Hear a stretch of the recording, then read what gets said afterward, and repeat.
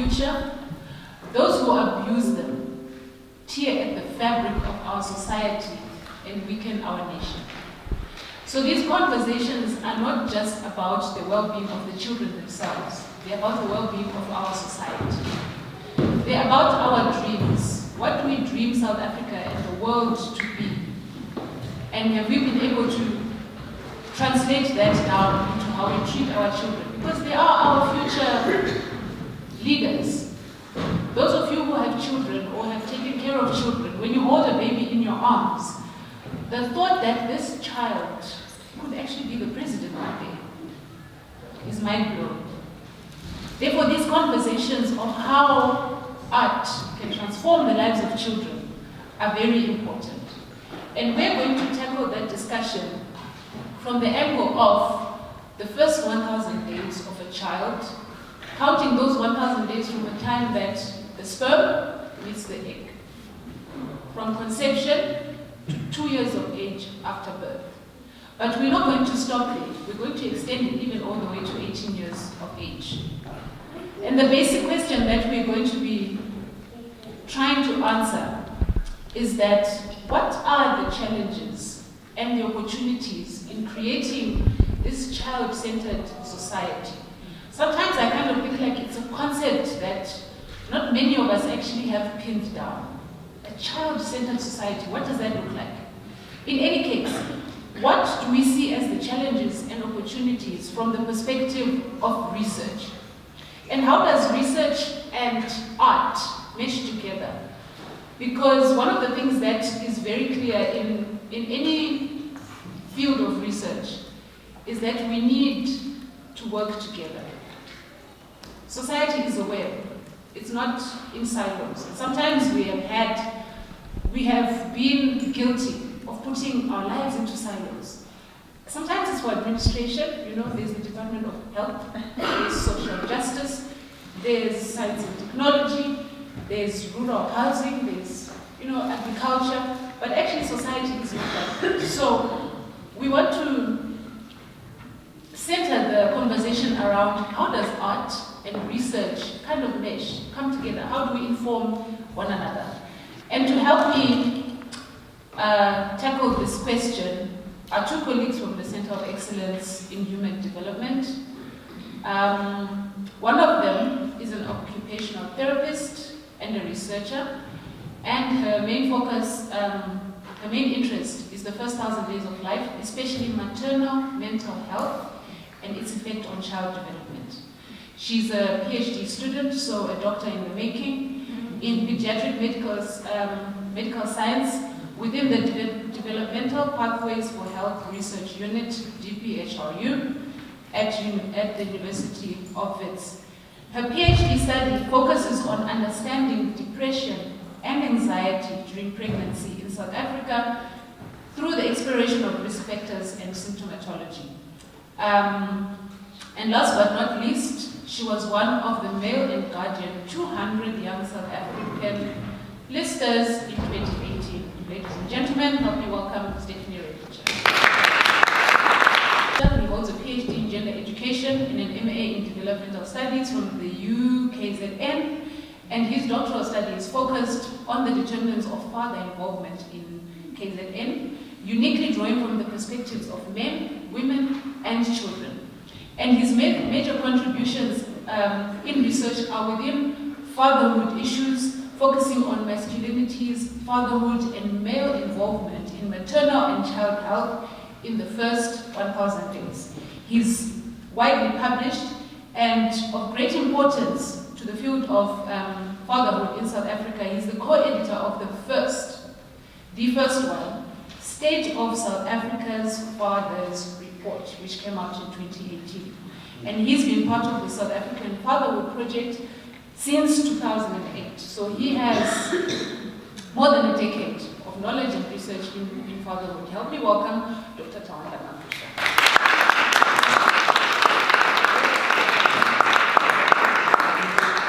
And last but not least, you know how difficult it is to introduce yourself? My name is Mercy Manyema. I'm a public health researcher with the COE in Human Development, also a PhD student, And my particular research work is dealing with childhood abuse and how it affects your life when you're an adult.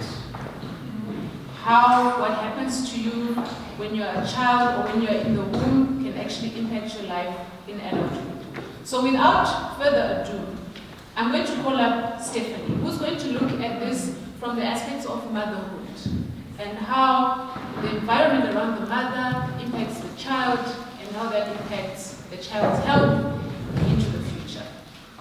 So this period of life lays the foundation for health, for well-being, for learning, for productivity throughout a person's life, and has an impact on the health of that child, but also on future generations.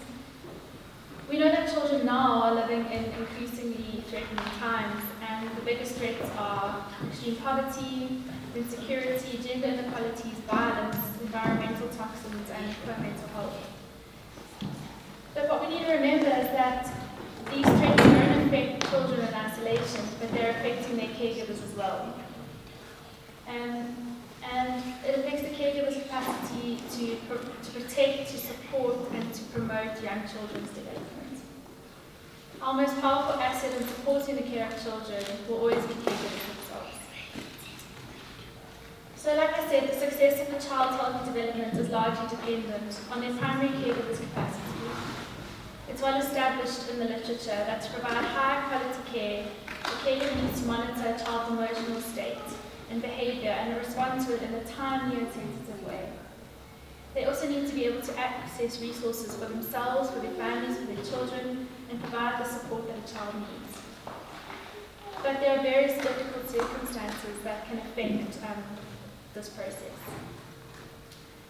Just as a bit of a caveat, there are many different types of caregivers: mothers, fathers, grandparents, biological, foster, adopted, step. And my current work is focused on biological mother and child, like Mercy said. My work is based in pregnancy. And Twanga's expertise is in fatherhood, so he'll be speaking more on fathers. But when I refer to mothers or alternatively caregivers, just keep all of those alternative caregivers in your mind. A mother or a caregiver's mental well-being has a huge impact on a child's developmental trajectory. And this can start even in pregnancy, from the beginning of that first 1,000 days.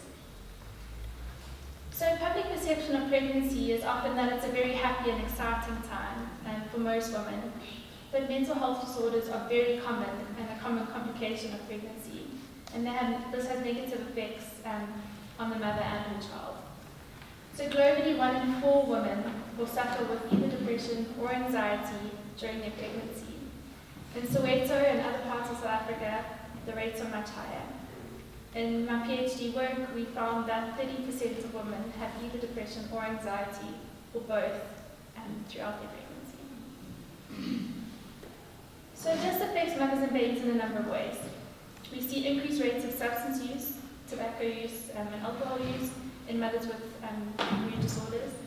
We see lower compliance with antenatal care programs, fewer health behaviours like hand washing, and in some studies of other African countries, we've seen that this has affected mom's ability to commit to PMTCT programs. There's also a direct impact of a mother's depression or anxiety on her fetus, and babies born to mothers with active depression and anxiety in the pregnancy are often born early or born small for their age.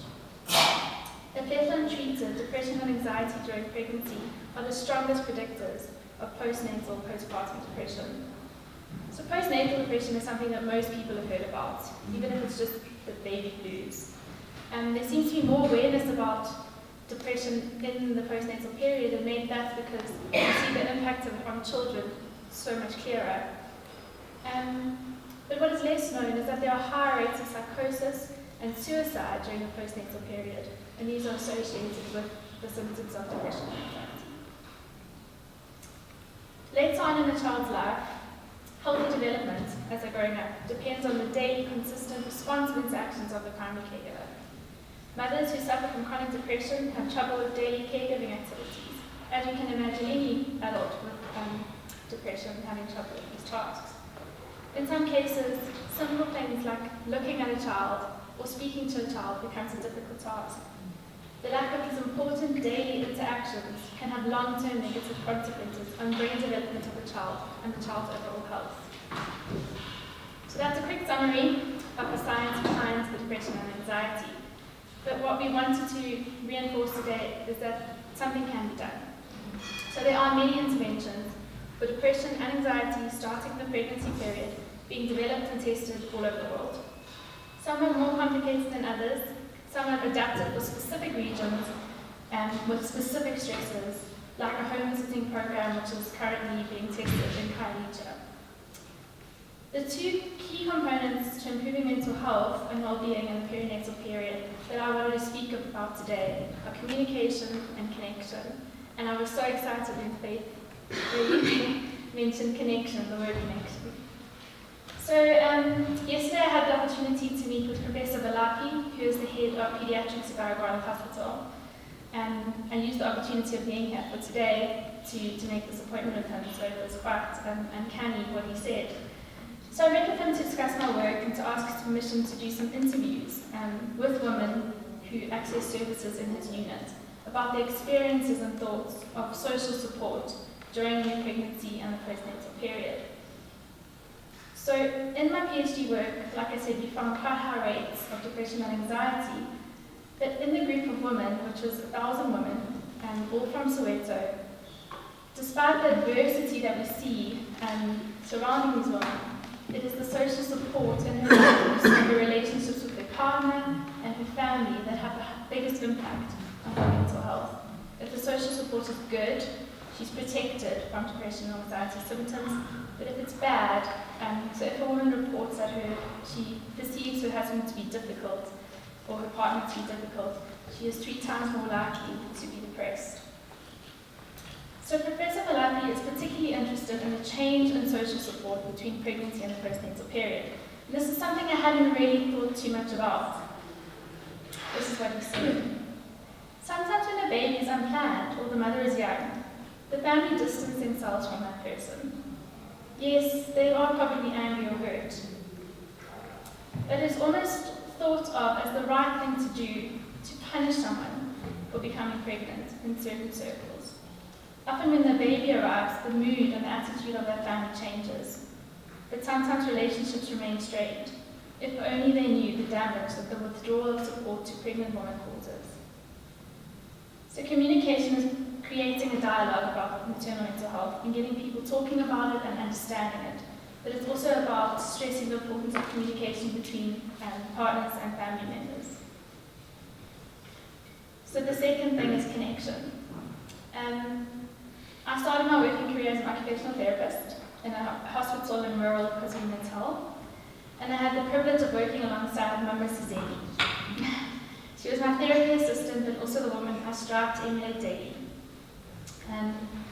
We had a premature baby born at the hospital weighing 900 grams. She was affectionately nicknamed by the nurses as Baby Teaspoon. The medical and nursing team did an amazing job of looking after this tiny little girl. For the first few weeks of her life, she was so full of tubes and pipes that one could barely see her through all of them. She got to the point when she was stable, but just not thriving. The general rule with a premature baby in KwaZulu-Natal and other regions is that they discharge when they reach 1.8 kilograms, but we just couldn't get her there. Now, Umama Teaspoon was really young. She had been labelled early as being difficult, not interested in her child. Some days she couldn't even go into the nursery. And so we just all kind of took on a role. We did the nappy changes, we did the feeding, we did the position changes. We were so focused on Teaspoon's survival that we didn't see Umama Teaspoon. One day there was a change. We did our usual daily rounds. She was lying on her bed, but her baby was asleep on her chest. For the first time in months, she looked up and she greeted us with a smile. When I left the room, I said to my Mrs. Zini, "What do you think happened?" So she said, "I came yesterday without you. I sat with her and I listened to her story." Well, Mama Teaspoon had learned the value of connection. She had felt it and been transformed by it, and now she was connecting with her baby. So I guess my take-home message for today is, We can't have a child-centered society apart from a caregiver-centered society. See, I told you, this is the serious part. But these are conversations we need to have. I remember when I was very young, maybe like 6 or 7, there was a woman in the community who just had a baby. And then what they said was, she just lost it. That's what they said. She lost it. She just walked out the door one day and never came back and was just wandering from place to place. And she had like a 1-week-old baby. And we labeled it spirits, and it's her family where she came from and all this. So these are conversations we need to have. And what I love about art is that it enables us to have these conversations, sometimes in a very light-hearted manner, or in a way that is not threatening, in such a way that we can start finding solutions. Our next segment, we're going to be delving into the fatherhood part of the first 1,000 days. Dr. Tawanda. What's the first word or first phrase that comes to mind when we talk about fatherhood in South Africa? Just 2 or 3 people. Useless. Absent. Heroes. Loving. Disinterested. Okay. Provider. Okay. Baby daddies. Okay. Thank you. Yeah, we got a mouthful on that, and all of them kind of like present the state of South African fathers, right? And so my starting point is acknowledgement that families in South Africa are very diverse, and also acknowledging that while families in the world are changing, South Africa is an outlier. A lot of you spoke about saying fathers are absent, useless in number. But South Africa also has a high rate, and next to none in the world. 24% of children live in households without their biological parents. 24, mother and father. And this is because of the diverse nature of the country. We've got very different family arrangements and household forms, different from any other country in the world. We've got high rates of internal migration, including children. And this is because of survival, some are survival means, right? If I can't afford, then I send my children or my child to my brother's household where he can afford better. I have to look for a job in Joburg, so I have to leave my children in KwaZulu-Natal to come look for a job. And some of those things are really not brought out when we speak about the absence of fathers and mothers also in the children's lives. Most of the parents actually do a lot of absent or non. I want to avoid the word absent because I prefer using for most they are non-resident, mainly because of financial means. They want to actually provide for their children. I would want to believe that. Then in South Africa we also have very low marriage rates, and a lot of people some have tried to attribute it to lobola, but I don't think it's true. I just think that maybe it's a culture that there are a lot of other issues that we talk about. There's unemployment, there is poverty, but there is also socialization. You know, how do we socialize people to actually say, okay, we want to start a union, we want to get married, we want to have kids, and a number of those things. And not forgetting that marriage is also a union which requires finances. So those are some of the critical issues. So I would want to say, okay, we spoke about the decline, and We've got, out of, South Africa has got about, give or take, 19.5 million children aged between 0 and 17 years. And 14.6% of those children live in households with the mother, and only 7.2% live in households with the father, and that's about 36%. So this is very worrying, because if only 36% of children live in households with their biological father, then what are we saying to the 64%? However, there is I always say, a silver lining. These children, most of them, about another 35%, live in households with another adult man. But I also have another however. These adult men are usually not employed. They usually do not provide financially for these children. So they end up becoming, part of the dependency ratio.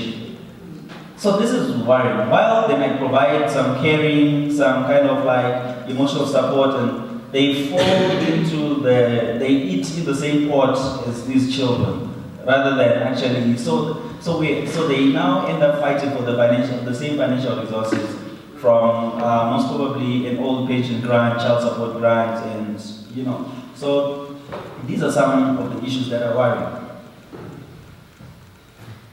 I want to speak about the typical South African family.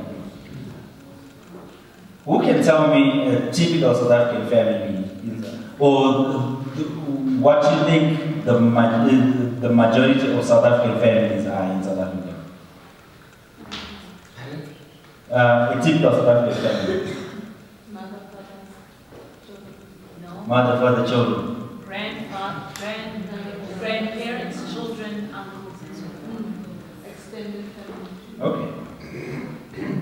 So, I know, and this is an issue like I have been debating at my daughter's school. Because the typical family that they say, okay, draw a family at grade up, is they expect the child to draw a mother, child, father, a dog, or something like that. And, but that's not a South African family. That's not a typical South African family. We've got 70% of children living in extended families. 70%. And only 20% living in a nuclear type of family, or which is called a childhood family. And 7% live in households with a lone parent. So what I'm trying to say here is, when we look at these kind of statistics, we need to move away from the common perception that, okay, the ideal type of family in South Africa is nuclear. Yes, it might be ideal, but the existing type of family that we need to acknowledge and we need to support as a country, as a community, is that we have a majority. It's the extended family. We need to actually say, how do we help children who grow up in these families? How do we help, so we need to acknowledge that and we need to support them.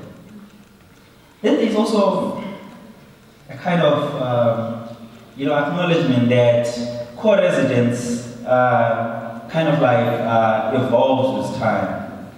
We've got more children who, like we spoke about 64% of children living without their biological father. And as they grow up, that number decreases. Also because we've got high death rates among men. And so this is a situation where we also need to think at a policy level. What is it that we can do for our men? To actually help our men to live longer. To say, okay, they need to be more involved in their children's lives rather than, because their life expectancy is low. Mainly because South Africa is a very violent country, and men are usually the ones who are engaged in that. We need to talk about. South Africa has got high death rate caused by accidents, vehicle, motorbike accidents, and and we also have, and I should say this, with we have managed to keep the prevalence of HIV high, which is a very good sign. A lot of people are on medication and therefore they are living longer. So that's a good sign.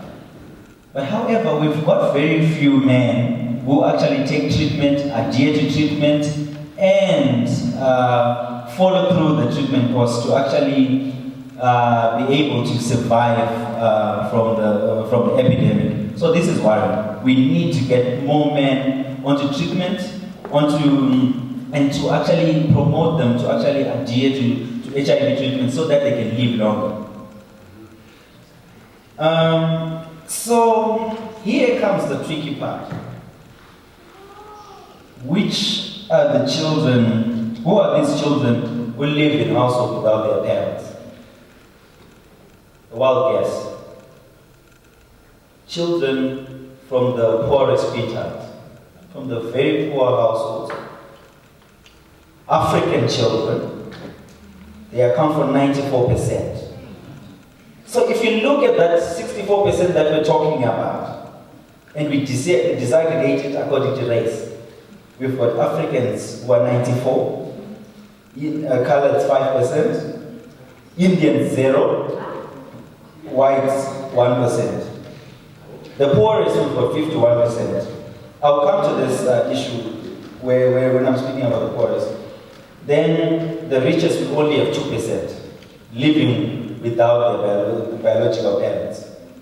Then they live in rural homelands, which is 57%, and they're aged between 12 and 17. So if you look at that, 2% live in household with the father only. 24% live in household with neither parents, as I said earlier. 40% in household with the mother only. And 34% with the father, with both parents. 34% with both parents. So what does this mean?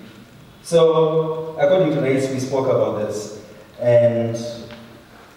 But here is the important part that I want to move away from race.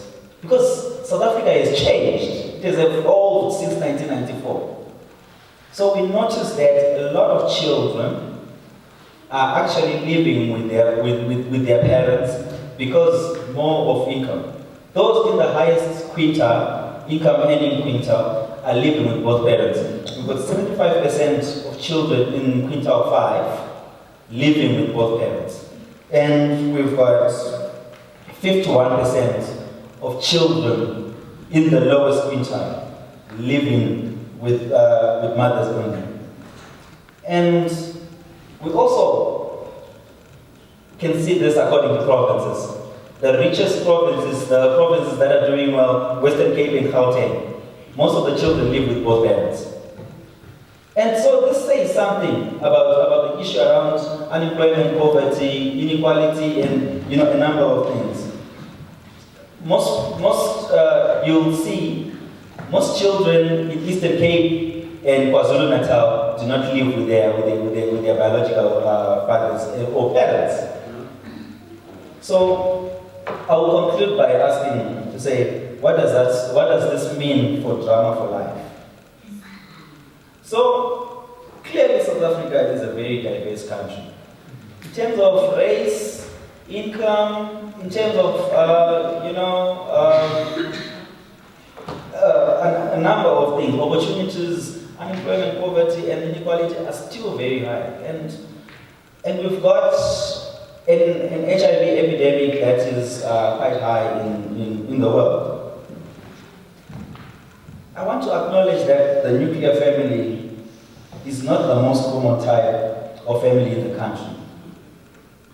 We have very small numbers of children living in lone parent households. But the number should not also be ignored. Income plays a very important role in poor residents through the racial and provincial intersections. So maybe what I can ask the community in the room to say, okay, what is it that we need? There's a need for positive images of families and their resilience in supporting children in all their diverse forms. Because no matter whether it's a nuclear family, whether it's an extended family, whether it's a lone parent family, I am sure that children thrive when those families are supported, and they need to be supported in an equitable way. It's not a one-size-fits-all. It's different for families in rural areas. It's different for families in economic hubs. But what we need to do is we need to send out positive images to say, what does it mean to be a good father? What does it mean to be a good mother? What does it mean to be a good family? What's an ideal family in our schools? It needs to start from our schools, because we don't want our children to then come asking to say, but I drew mom and myself and the teacher said it was wrong. We need to move away from those stereotypes. We need to move away from stereotypes that it's a wrong family when you draw Bobo, mama and myself. It's a type of family that we need as a community to start acknowledging. So I think that's the message that we're really bringing up like today in this community, and I hope it's helpful. Thank you so much. And let me start by answering the question, why is childhood so important? Especially early childhood. So, the development of a human brain starts in the womb, right? But it's only finished after the child is born. How many of us here are 25 and below? Anybody? Your brain is still developing. So, you've been legally declared an adult, but your brain is actually still making some important links. And the way that it's supposed to function is, I can use an example to demonstrate this. When you have a, say, 4 or 5 month old baby, and you give them something in their hand, what do? They put it in their mouth. And that doesn't happen at 2 months old. It doesn't happen at 3. If it starts happening only at 8 months old, you get worried. Why? Because around that time, the brain cells are needing to make connections between sight, touch, texture, taste. And so what am I saying? The processes happening in the brain need to be supported by the environment. So that's why we give them stuff that is safe to chew and, different textures, cold, warm, rough, smooth, so that their brains can make these connections. And eventually they get to know that if something looks grainy, it's rough, right? The best way to teach a child that a flame is hot is to one day monitor them while they put their hand there and try to touch the flame of the candle. Let them do it. Yes. Monitor it, but let them do it. And they feel the heat. And it sticks. Their brain has made that connection. That's so, okay, when you see this bright, beautiful, yellow-red thing, it's beautiful to see. If you touch it, you hurt. And so, the architecture of the brain depends on the environment. And there's certain specific periods where certain stimuli needs to happen so that you make these links, right? Now what happens when those stimuli are missing? That can be very adverse. It's even worse when the stimuli are negative, stressful for the child. It means that the brain can actually then have the wrong foundation. Imagine building a house, and you're building the foundation and you miss a brick somewhere, and where you're supposed to have concrete, you don't. That's what can happen in the brain of a child when the experiences are not only, the positive ones are not only missing, but there's negative experiences. And that is the long and short of why the first 1,000 days is so important. The mental health of the mother can influence the development of the brain in the womb. And that interaction with the child, when the child makes a sound, it's important and necessary for the mother to say it back and affirm to the child, oh, you said water, you said fire, you said I want to drink. That's important for the child. So when she's depressed, she's not able to give that feedback. And that can impact the links that the child's brain makes. And so what? What can happen when a child misses certain links is that it affects their learning. It affects their cognitive development. They're not able, for example, to soothe themselves when they've been stressed, right? They're not able to control their emotions eventually. And if that is not addressed in childhood and even at any point in adulthood, you then get adults who cannot control their emotions. Adults who are easily triggered. Adults who perceive every situation and environment to be fight. It ceases to be fight or flight. They perceive everyone to be fight. You get violent adults. You get adults that are not able to relate to other adults. And all this begins when a child has just been born or before they are born. And this is the long and short of why childhood development is so important. And this is why childhood development is the foundation of any society, and why it's important for us to create the so-called child-centered society. So in the research that I do, we look at child abuse, and in the past we've tended to look at sexual abuse. Okay, what does it do? How does the child present? How do you help them? Emotional abuse, verbal abuse, emotional neglect. But as that research progressed, we've seen that there's a saying that says misery loves company. And that is very true for abuse. Abuse events seldom happen just in isolation. There's often several others around sexual abuse. There's often several others around neglect, for example. And so with this in mind, what the researchers have started to think around now is talking about abuse as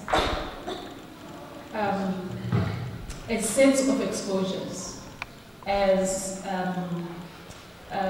like a syndrome of exposures, if you like. And one of those that has been used is what are called adverse childhood experiences. So it doesn't just talk about what is done to the child, but the environment that the child is growing up in. So typically what are called ACEs is a list of 10 things. You can extend it depending on the circumstance. And in the work that I'm doing, I've used 30. So this covers sexual abuse, physical abuse, emotional neglect, physical neglect. It then goes into the household. Has this child witnessed one of their caregivers being beaten or otherwise abused? Has this child grown up with a person who has a mental illness in the house or any other chronic illness? Has this person lived through a parental divorce or separation? And this doesn't have to be the separation of their biological parents. So maybe the mother died at birth, let's say, and the father remarried. If the father and stepmother divorce, the child still goes through grieving. Does this child live in a household where there is unemployment of pretty much all the caregivers? Does this child live in a household where one or more of the adults abuse substances, alcohol or drugs? Does this child live in a household where one or more of the adults is always in trouble with the law, in and out of jail, dodging the police? Those kinds of situations, and even more that we haven't even come across probably. Also parental separation. The concept of children being left with somebody else because the parents need to go and work. That can be a stress trigger for a child. And what we have seen is that the more of these events or hits that a child experiences in their lifetime, the more likely they are to have bad outcomes. So, if the mother was depressed when she was pregnant, and that was not dealt with, it became postnatal depression, it was not dealt with until the child was growing up and the mother was still depressed. That's a hit already, mental illness. Perhaps the father couldn't handle that depression, couldn't understand why. He became distant, thought maybe she was being disrespectful, started beating her in front of the child. That didn't work, that drove him to drinking, and he became alcoholic. And he just became generally distant. And then at some stage, both parents could not handle it, so they separated. That's already hit number 4. And then the mother, because she needs financial support, moved in with a boyfriend who did not really like this child and beat him quite severely for no apparent reason. So in one lifetime, you can see how very easy it is for a child to experience all these things. There are some that are more insidious than others. For example, sexual abuse, just on its own, can mess a child up. And let me hasten to say that if you have parents who are so involved in their own issues, what are the chances that they're going to be emotionally available for their child? We already have 6 years. What are the chances that the child will say, "Mommy, I have a headache," and mommy will just say, "Okay, go and lie down," or ignore it, maybe? What are the chances that this child can have to prepare their own meals sometimes, or go to school hungry, or not have enough clothing to keep them warm? That's already 7 hits.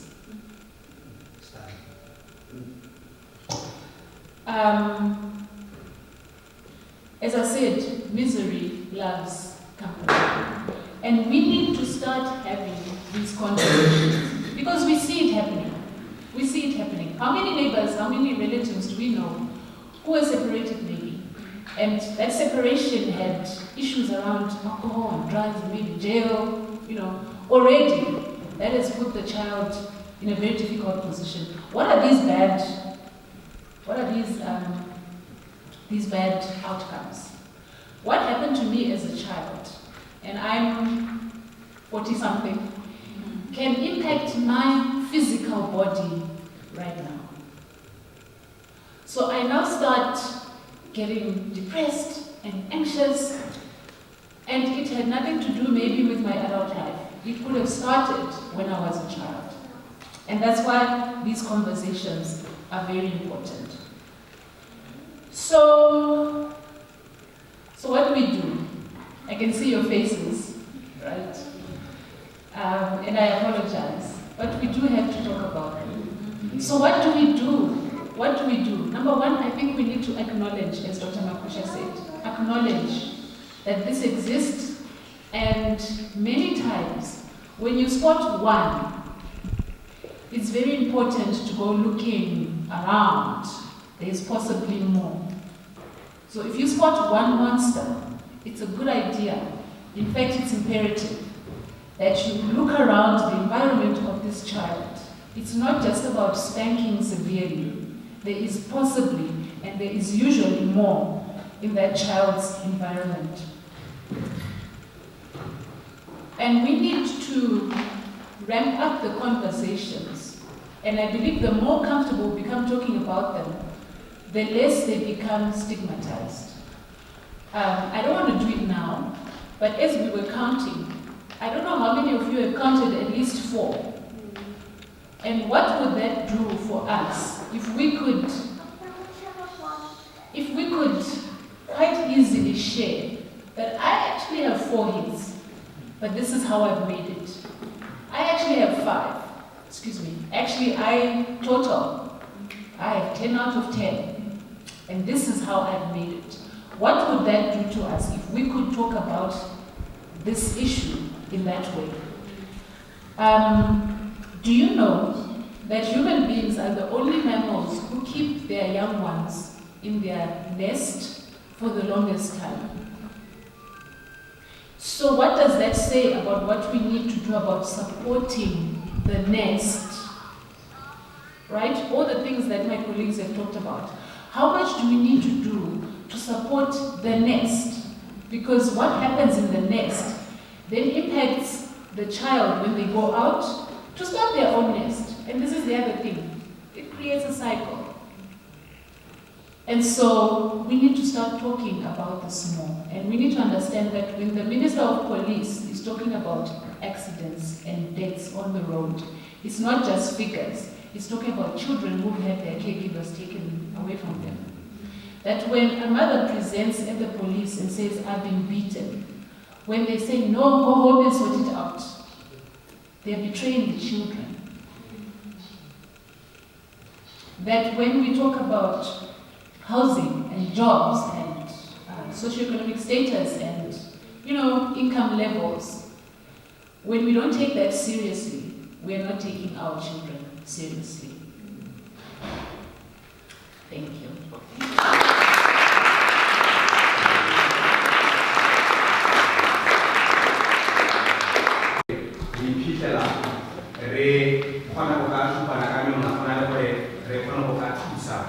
So, ke kuma le tseno ba le ntse ba re botsa ba ame ditsebe tsa ba dutwa kgotsa ditsebe tsa ba tse se di supang ga jana ame ke ditsebe tse maleba. This is why I was talking about the multi-sectoral kind of like collaborations that we need. We need everyone to actually say, okay, what is it that I can do in my community? You can do something in your community. You've come to this conference, you've heard these messages, and you say, okay, it will start with you. Charity begins at home. That you will actually be a role model. When people look at you, when kids look at you saying, okay, this is what I'm doing, this is what I am depressed. I'll use an example of that because most men are strong, like macho. You say, I'm depressed and I can go to the clinic. Or to say, I need to go and test myself for HIV. It starts with that kind of process to say with you. Then you can then be able to then say, Steph, I did this. So I think it's important because people will not, if they look at you and say, they look at me being that man and then come to you with a different message, it doesn't work. My question is, it was like, you talked about 0 to 100, 1,000 days, actually, which is 2 years. And can you get a doctor here? Us as men, how do we connect with the kids, especially during the pregnancy time? You understand? So we may know how to deal with that demons and giants who are killing our kids every day. Because I think during pregnancy is where the brain started to be built. So how do we connect to make sure that the foundation of the brain is on par? I thank you. I love that question. I think it's still important to preach to the choir because the choir consists of humans and not all humans are perfect. You'll find in that choir, yes, they may be the ones who are supposed to be emulating whatever message that they said to stand for, but sometimes those are the very people who perpetuate the nasty things that they send to stand against. But essentially, my question is actually linked to your question, my brother, is in the opening of this festival, I heard one of the speakers, Omi from Banato Park, speaking of how, as much as for example, teenage pregnancy rates are going up, but actually father involvement in the lives of the children is also increasing. So I just wanted you to comment on that as well, to say how.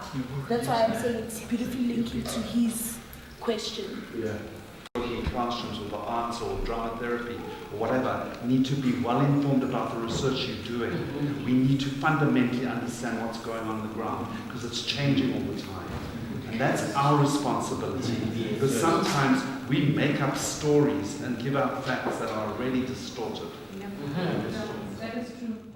There's so many intersectionalities. And what we were trying to answer here is how does all this inform what art does? And what is art? Art is song. Art is dance. It's painting. It's pictures. It's drama. It's, all these things. Yes, it is. It is. And it's essentially so for children. The best type of education for children is play. It's play. It's artistic. They like to express themselves. And so, just by hearing this, you are now held accountable for the knowledge that you have been given. And what are you going to do with it? So I think as a father, you want to provide the best environment for your child to develop. And the environment in pregnancy is the womb, is the mother. Yeah. So by having a good relationship with the mother, by supporting her, by supporting her, it's not practical support. It's just by being nice. And giving, holding whatever her fears, her worries, her concerns are, that's you providing an optimal environment for your child. But you can have a relationship with an unborn baby. You can think about the baby. You can have hopes and dreams for that child, and you can speak to a child in the womb. There's no limits to that. Yeah.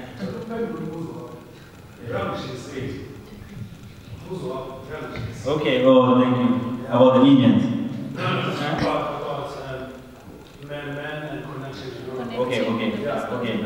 So,